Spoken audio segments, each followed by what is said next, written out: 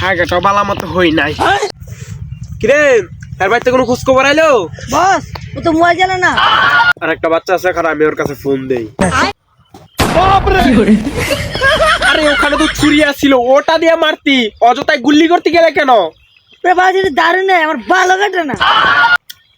আরে তাতে কিছু তোদের জ্বালায় আছে না, কিস্তির জায়গায় টেনশন। হ্যালো, এর মতন ডলার স্বাদ নাই।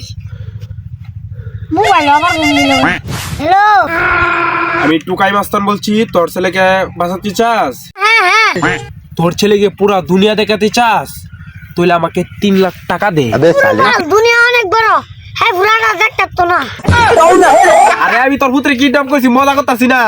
তোর পুত্রের বুক ফাইরা আমি ওর কইলে আমি বাইক করলাম। আচ্ছা কিতনা ভাই শুনো না, বলো।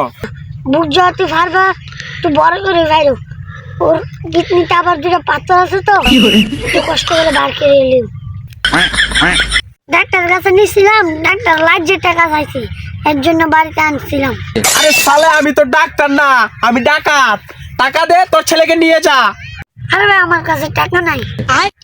কেমন বাপরে তুই, সামান্য করে টাকার লাগি তোর লোকতরে তুই বাঁচাইতি না? রক্ত ভাই আমার জন্মের পরের থেকে শুকায় গেছে। ওই তারা জন্ম হওয়ার পর থেকে আমার মত শুরু হয়েছে। না, তুই কোনো মতে ওর বাপ হইতে পারিস না। এই তুই তোর বউকে দে। হ্যাঁ দিচ্ছি। এই ডার্লিং ধরো। দেখো আবার ডং আবার জানি কে হুন করেছে।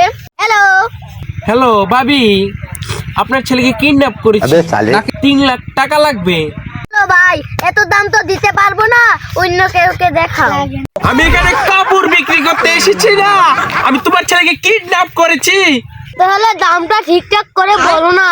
তুমি বলো কত দিবে? আমার ভূতের বাইক দিয়া 1 কেজি আদা আর আধা কেজি বেচলে যাওগা।